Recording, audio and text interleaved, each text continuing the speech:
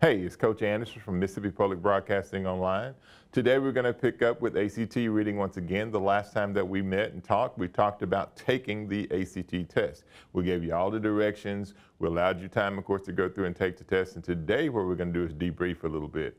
And during that debrief, what we're going to do, of course, is go through and look at each individual test item and try to figure out why it is the correct answer is the correct answer. Remember that this is very important, and the reason why it's so important is because what it will do, of course, a great score on ACT will allow you to go to whatever university you would like to go to or college, and it'll also, open up scholarship opportunities for you so that you don't have to pay as much, of course, to go to college. And you may even get lucky enough that you do so well on ACT that you can get a free ride.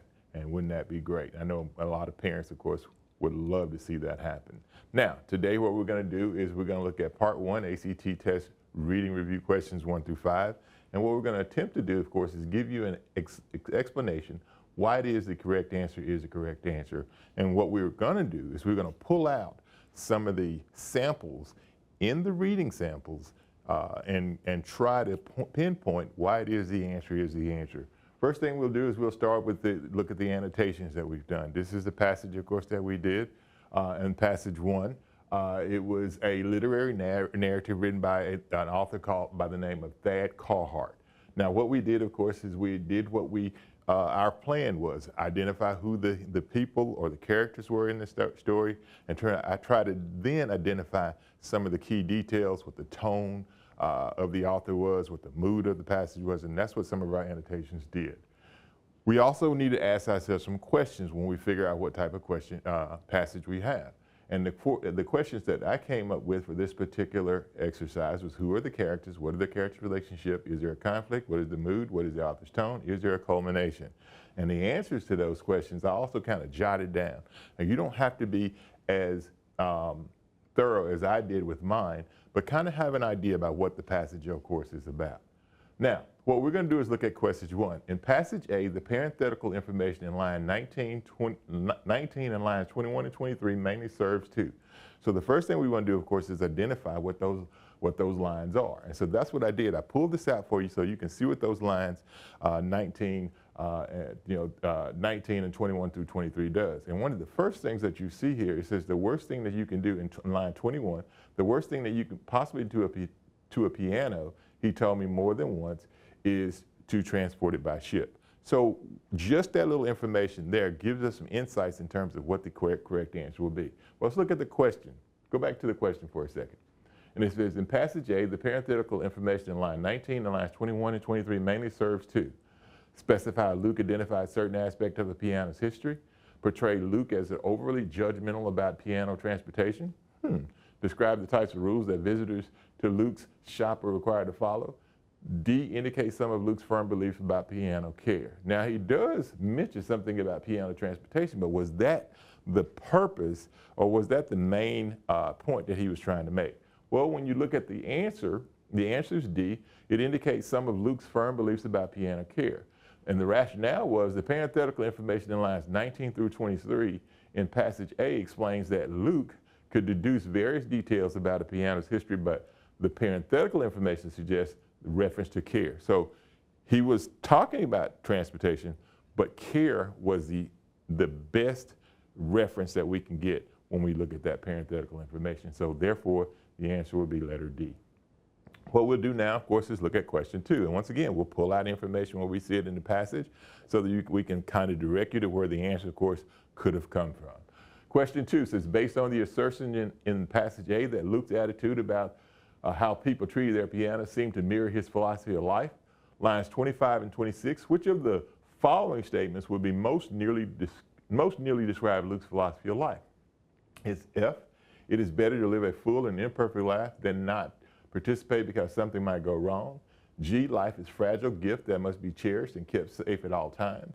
H, living well is like playing the piano well. It requires dedication and practice.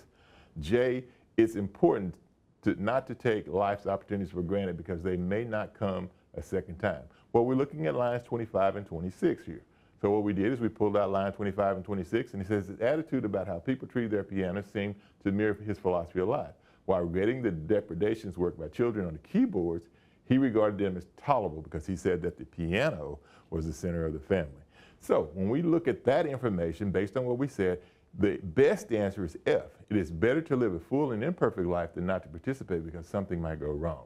Luke's philosophy as described seemed to emphasize using the piano and by extension, life, rather than treating it as a precious object to be preserved without being used. His tolerance for imperfections and stains and wear from children suggests philosophy that values engagement. So the best answer in this particular case is F.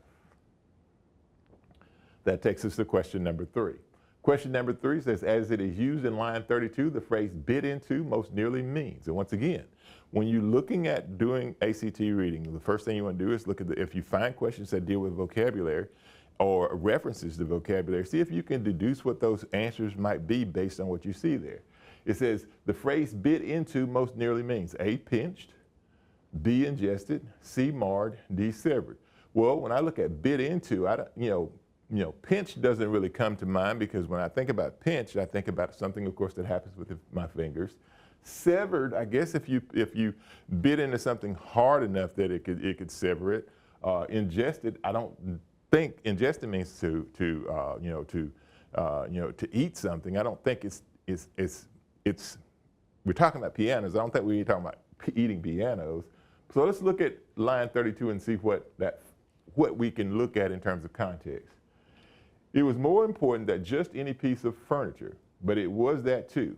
And if drinks were spilled and stains bit into the shiny finishes, well, stains don't bite into anything. But what they can do, of course, is cause something, of course, to be disfigured.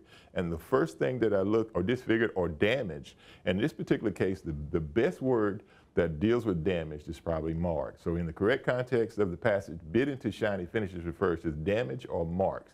And marred is the word that is most synonymous with damage. So the best answer would be C. Question number 4. In the third paragraph of passage B, lines 61 through 65, the author most clearly shifts from F, making an argument against musicians selling their instruments, to using evidence from his life to support that argument. G, introducing musicians he admires to explaining why he hopes people admire him as a musician. H, examining his own emotions about his violin to explaining why musicians might develop a partnership with their instruments. J, discussing the connection between other musicians and their instruments to pondering his own connection with his violin. So let's look at line 61 through 65 and see what it kind of tells us.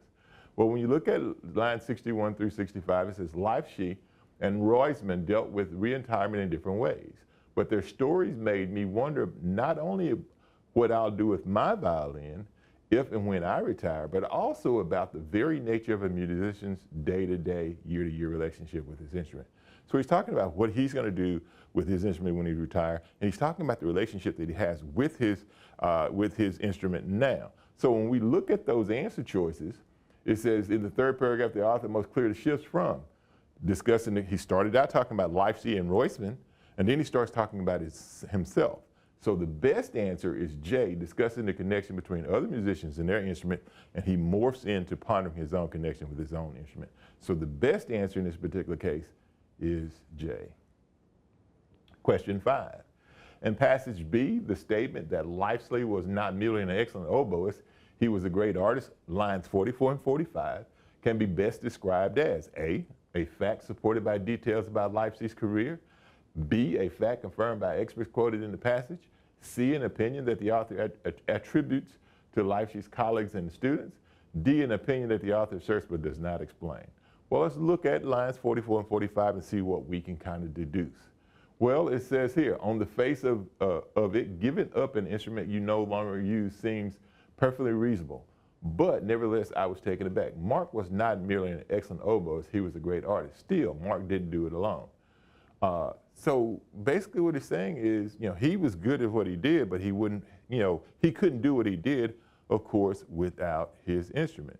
So when we look at that and we take that into consideration, he says that Mark's a great, that he's a great, oboist, but there's nothing that says that he gives us proof of that. He just makes an assertion, and in making this assertion, the answer that best answered the question was D. It was his opinion as a fellow musician, but he didn't give us any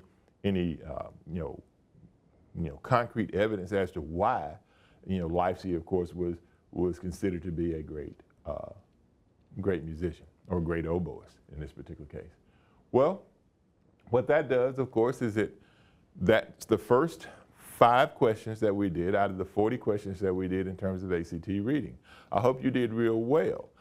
If you didn't do well, try to go through and once again, after each time we do some of these questions and review them, think about the answer choices that you chose and go back and see where it is that you kind of stirred off the track. And remember, you may have to go back and adjust your annotations and adjust the questions that you ask yourself as you're approaching each one of these particular reading passages. This is Coach Annis from Mississippi Public Broadcasting Online, and we'll see you next time. So we'll pick up with a review of questions number 6 through 10 and see if we can give you a better understanding why those answers are the best answers. Until then, we'll see you next time.